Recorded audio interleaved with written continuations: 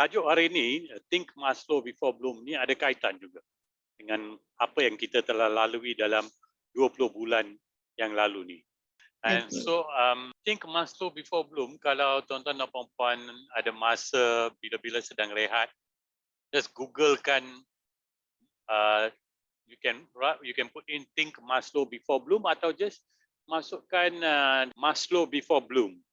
Dan kita semua dah pernah, saya rasa di universiti, walaupun apa kursus kita ambil, dalam management ke, dalam pendidikan, hampir setiap orang yang buat kursus tentang humanities akan jumpa topik tentang Maslow's Hierarchy of Needs. Dan kita dalam pendidikan sudah pastinya biasa dengan taksonomi Bloom, tentang aras-aras, bagaimana kita menggunakan aras yang diutarakan oleh Bloom untuk mengolah soalan dalam ujian, peperiksaan atau dalam PDP kita juga. Tapi hari ini kita terpanggil untuk fikirkan dalam keadaan semasa pandemik dan sekarang dalam keadaan recovery ini, bagaimana kita telah bagaimana kita nak urus aspek the soft side.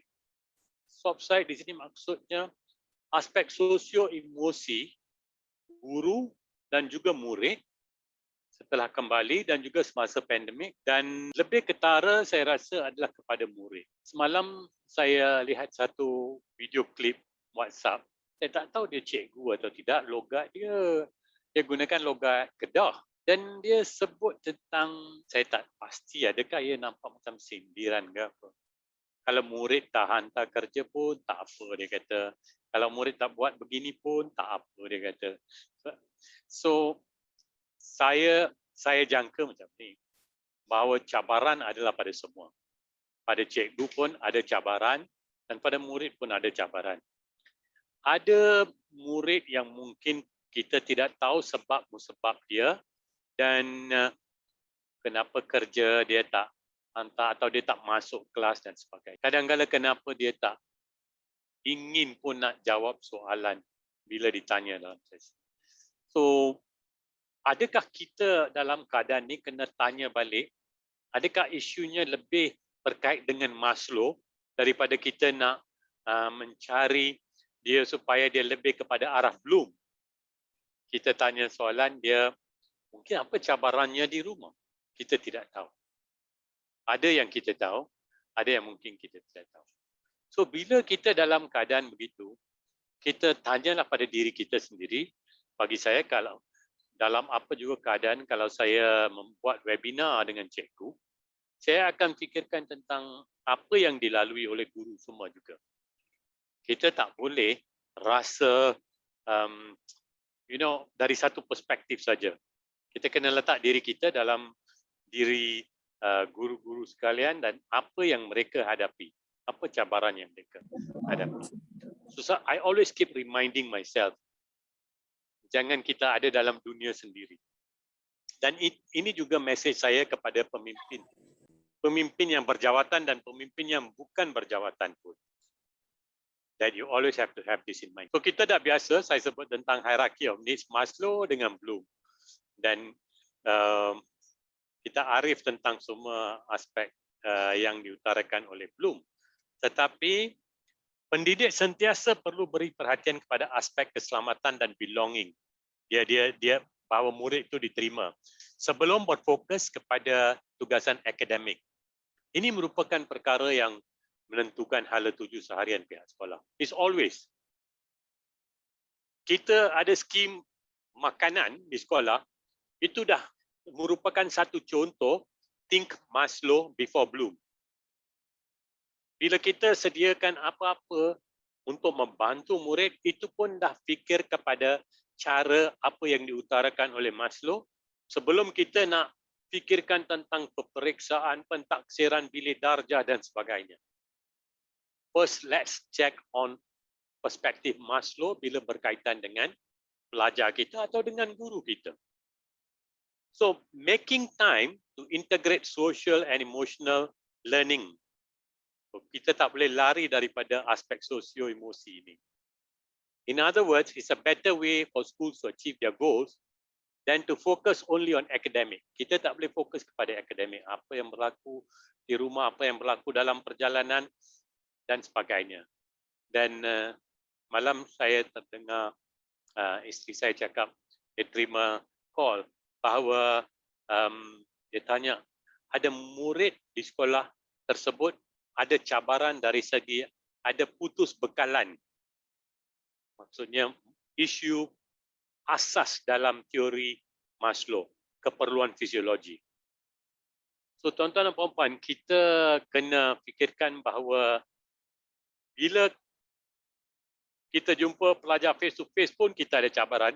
Ini pula dalam 20 bulan yang lepas, not physical classroom, tapi during distance and hybrid learning pun kita ada pelbagai cabaran.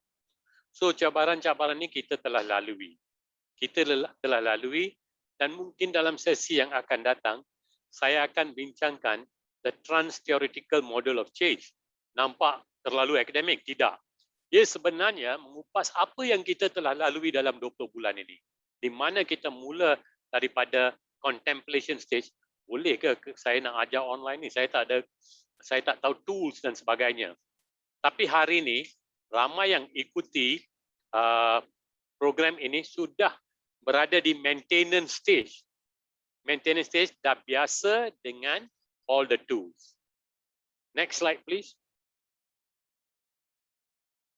So kita nak cari, saya suka apa yang disebut dalam naratif ini. Maslow before Bloom, dia kata, if my kids aren't well fed, don't feel safe, and are badly in need of hugs, pelukan, they don't care where my questions land on Bloom's taxonomy. We must meet their basic needs first. So, saya rasa ini satu ayat ini sudah menyatakan dengan begitu jelas. We must always have Maslow in mind daripada nak fikirkan tentang Bloom. Kita di sini tidak mengatakan yang mana lebih penting. Kedua-duanya penting, tetapi kita harus sentiasa ada dan prihatin tentang perkara ini. First things first. Okay? Dan saya sentiasa sebut tentang spectrum of empathy. Spectrum of empathy ini penting. Kita mula daripada pity, gerak ke sympathy, empathy, compassion. Minggu ni ialah ujian speaking, listening dan sebagainya dilakukan. Ada pelajar yang kadang-kadang terasa terlepas banyak. Soalan-soalan yang mudah pun mungkin menjadi cabaran pada mereka. Tetapi kita ambil iktibar bahawa I'm sorry for you, I feel for you, I feel with you, I am moved by you. Kita tak boleh lari daripada spectrum of empathy. Pity, sympathy, empathy, compassion. Walaupun kita ada hasrat supaya murid akan berjaya dengan sebaiknya. Tapi kita tahu bahawa mereka telah lalui cabaran yang banyak. Ada setengah, yes, I will agree, mungkin ada murid yang juga jadi malas sedikit, tapi ramai juga ada cabaran. Bila kita dunia biasa dengan face to face, tiba-tiba kita terpaksa gunakan PDPR dan juga kita bergerak ke hybrid. Dan kini semua dah kembali ke sekolah dan cikgu-cikgu pun ada yang dapat kejutan bila tengok berapa learning loss yang telah berlaku, berapa gap yang telah berlaku, dan semua ini merupakan cabaran. Tapi nasihat saya pada cikgu-cikgu, please stay with them. Please stick to this spectrum of empathy. I'm sorry for you, I feel for you, I will do what I can for you. That compassion. So saya rasa itu saja daripada saya. Last slide please. So terima kasih pesanan saya dan kepada semua, bukan kepada cikgu saja, kepada kami juga yang terlibat di bawah sebagai stakeholders dalam pendidikan, that think Maslow before Bloom. Terima kasih cikgu.